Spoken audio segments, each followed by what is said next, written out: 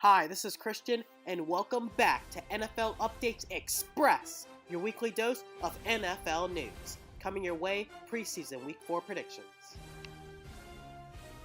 In our spotlight game of the week for preseason Week 4, it's the Cleveland Browns taking on the Chicago Bears at Soldier Field. Now this will be an exhibition match between two of the young quarterbacks, Mitchell Trubisky for the Chicago Bears, and even though he won't start, at least to the start of the year, as it's presumed that Mike Glennon will get the start. He's been playing pretty solid enough to get the starting gig. And for the Cleveland Browns, well, it was announced by head coach Hugh Jackson that DeShone Kizer from Notre Dame, he will be the starting quarterback for Week 1 against the Pittsburgh Steelers. And well, do the Browns really have a choice? I mean, they have Cody Kessler, who has played pretty uninspiring football this preseason after having a pretty decent rookie year, in my opinion. And then they have Brock Osweiler, who they acquired via trade for next to nothing just to get rid of the salary cap from Houston. And well, he hasn't really done much either. So they went with the young Kizer, who's shown some promise this preseason, I should say. And I think that the Browns, well, they have a bright future if Kizer can get some weapons and other talent around him. Same thing for Mitchell Trubisky, even though I think he's in a little bit better shape as he gets to sit on the bench. But overall, for this game, I'll take the Cleveland Browns to finish the preseason at 4-0. In the next preseason battle, it's the Detroit Lions taking on the Buffalo Bills. Now for the Detroit Lions, well, they have two young receivers that have really stepped up this preseason, in Jace Billingsley and of course rookie Kenny Galladay. And I think both of them will find a role on this Detroit Lions roster to help out Matthew Stafford, who just recently became the highest paid player in the National Football League. And for the Buffalo Bills, well, who knows what's going on with them? They traded Reggie Ragland to the Kansas City Chiefs for a 4th-round draft pick.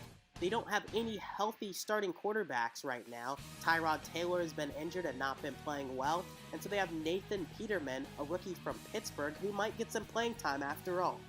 And so, what will the Bills do? Who knows? I think they could either go 10-6 or they could go 2-14. At this point, who really knows for the Bills? But right now, in this preseason game, I'm going to take the Detroit Lions to come out on top. It's the Cincinnati Bengals taking on the Indianapolis Colts in this preseason game.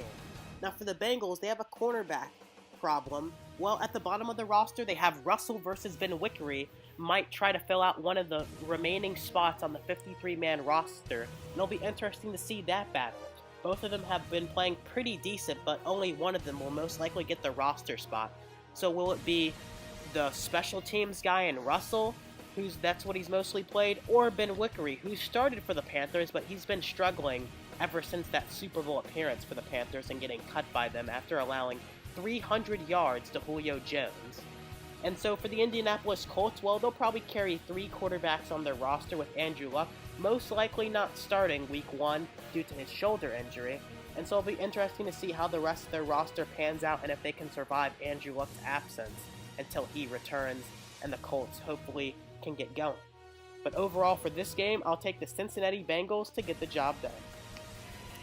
It's the last spotlight game of the week when the Tennessee Titans take on the Kansas City Chiefs at Arrowhead Stadium. Now for the Titans, I'm looking to see David Fluellen, who's really impressed me with some big runs in this preseason. And I think he's shaping up to be the 3rd running back behind DeMarco Murray and Derrick Henry for the Tennessee Titans. And for the Kansas City Chiefs, hopefully we get to see extended action from rookie quarterback Patrick Mahomes. And we already know Alex Smith will start, at least to the beginning of the season, and I expect him to play well. But Patrick Mahomes and some extended action against backups, and we can really see what the future of Kansas City holds. But overall in this game, I think I'll take the Kansas City Chiefs to get the job done at home.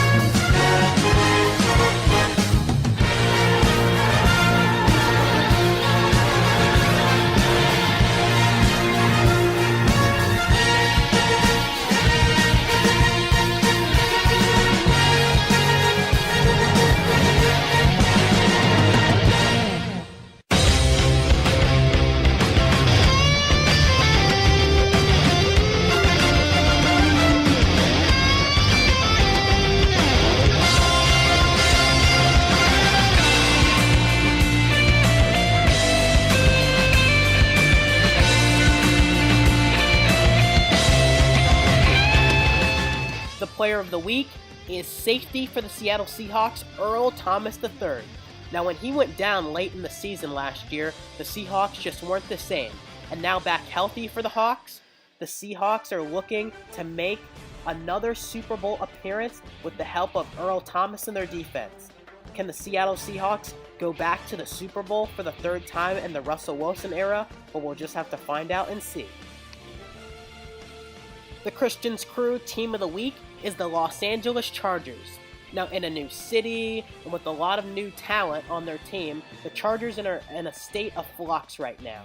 But I think they can handle it due to the veteran presence of quarterback Phillip Rivers. The Chargers are picked by many to be that surprise team that makes the playoffs or even win the division this year.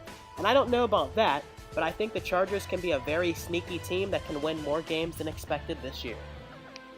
For the rookie spotlight, it's Ryan Switzer of the North Carolina Tar Heels. Now, I know they kind of play the same position and do the same thing, but I think both of them can provide something to the table. And for the rookie Switzer, well, he's been a little injured, at least at the beginning of the preseason, but he can provide the same roles and relief of Cole Beasley when he needs to take a breather, and I think that Switzer can be the impact player that the Cowboys need maybe to get to the Super Bowl this season.